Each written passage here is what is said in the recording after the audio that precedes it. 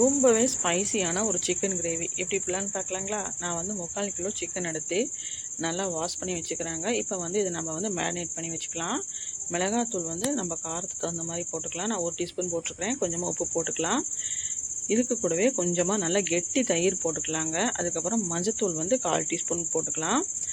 கெட்டி தயிர் வந்து 2 டீஸ்பூன் போட்டுக்கலாம். புளிப்பில்லாத தயிராக இருக்கணும். இப்போ வந்து இதை நல்லாவே மிக்ஸ் பண்ணிக்கலாம். கை வச்சே நல்லா பிசைஞ்சிக்கலாங்க. பார்த்தீங்கன்னா இந்த மாதிரி இது நல்லா வந்து பிசைஞ்சிட்டு ஒரு 1/2 அன் ஹவர் ரெஸ்ட் கொடுத்து வச்சுக்கலாம். நல்லா ப்ரெஷ் பண்ணி வந்து நல்லா பிசைஞ்சு வச்சிங்கன்னா உள்ள மசாலா நல்லா பிடிக்கும். சாப்பிடும் போது நல்லா ஜூஸியாக இருக்கும். இப்போ வந்து இதுக்கு வந்து ஒரு மசாலா அரைச்சிக்கலாங்க. ஒரு வடை சட்டியில் 2 டீஸ்பூனுக்கு வர மல்லி, அதுக்கப்புறம் குருமிளகு 2 டீஸ்பூன் போட்டுக்கலாம். மிளகாத்தூள் போட்டிருக்கிறோம், கம்மியாகவே போட்டுக்கலாம். சோம்பு வந்து 1 டீஸ்பூன் போட்டுக்கலாங்க. அதுக்கப்புறமா பார்த்திங்கன்னா சீரகம் அது 1 டீஸ்பூன் போட்டுக்கலாம். இது எல்லாத்தையும் போட்டுட்டு இந்த மாதிரி நல்லா புகை வர வரைக்கும் நல்லா வறுத்துக்கலாங்க. நல்லா மணமாக இருக்க வரைக்கும் நல்லா வறுத்துட்டு அதுக்கப்புறமா அதை அரைச்சி வச்சுக்கலாம், பவுட்ரு பண்ணி வச்சுக்கலாம். இப்போ வந்து ஒரு கடாய் வச்சுக்கலாம். தேங்காய் எண்ணெய் நான் 4 டீஸ்பூனுக்கு ஊற்றிருக்கிறேன். நல்லா காயட்டும். இப்போ பார்த்திங்கன்னா கொஞ்சமாக கடுகு, ஒரு கொத்து கருவேப்பிலை போட்டுக்கலாம்.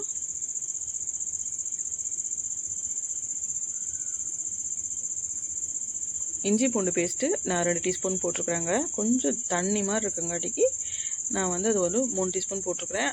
கெட்டியாக இருந்துச்சுன்னா நீங்கள் 2 டீஸ்பூன் போட்டுக்கலாம். போட்டுட்டு இது நல்லா இந்த மாதிரி நல்லா 2 வதக்கிக்கலாம்.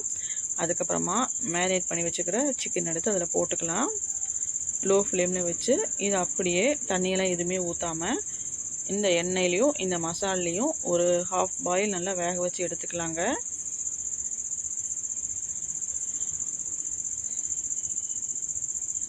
பார்த்திங்கன்னா இந்த மாதிரி நல்லா வதக்கி விட்டுருங்க.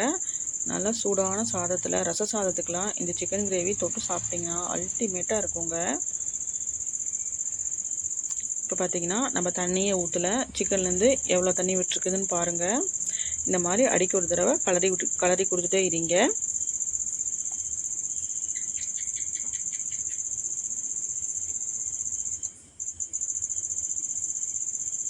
இப்போ பார்த்தீங்கன்னா ஓரளவுக்கு நல்லா வெந்துருச்சு சிக்கன். இப்போ பார்த்தீங்கன்னா நம்ம வந்து வறுத்து அரைச்சி வச்சுக்கிற பவுட்ரு எடுத்து அதில் போட்டுக்கலாம்.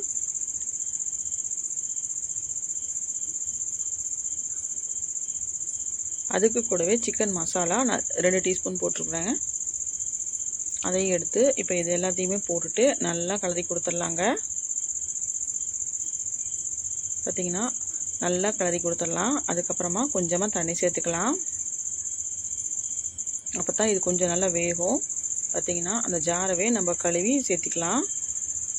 பெரிய டம்ளரில் 1 டம்ளர் சேர்த்துக்கலாங்க தண்ணி. நீங்கள் வந்து சிக்கன் வேகிற கேப்பில் ஒரு 4 பெரிய வெங்காயத்தை நீளமாக கட் பண்ணி வச்சுக்கோங்க. இப்போ பார்த்தீங்கன்னா இந்த மாதிரி ஸ்லைஸாக கட் பண்ணி வச்சுட்டு ஃபைனலாக இந்த வெங்காயத்தை போட்டுருங்க.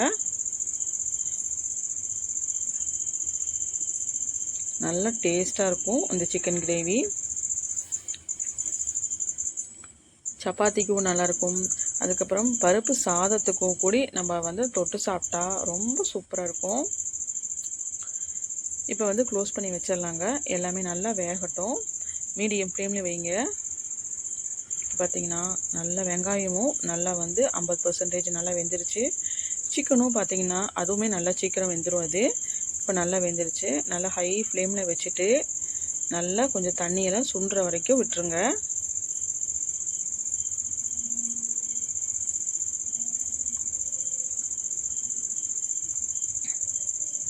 பார்த்திங்கன்னா சிக்கனும் இப்போ நல்லா வெந்துருச்சு. ஸோ வந்து இப்போ நம்ம வந்து கொஞ்சமாக கொத்தமல்லியில் தூவி ஸ்டவ் ஆஃப் பண்ணிட வேண்டியதுதான். க்ளோஸ் பண்ணி வச்சுருங்க. அதாவது சர்வ் பண்ணும்போது 1 டீஸ்பூன் தேங்காய் எண்ணெய் மேலால் ஊற்றிட்டு நீங்கள் சர்வ் பண்ணிங்கன்னா ரொம்ப சூப்பராக இருக்குங்க.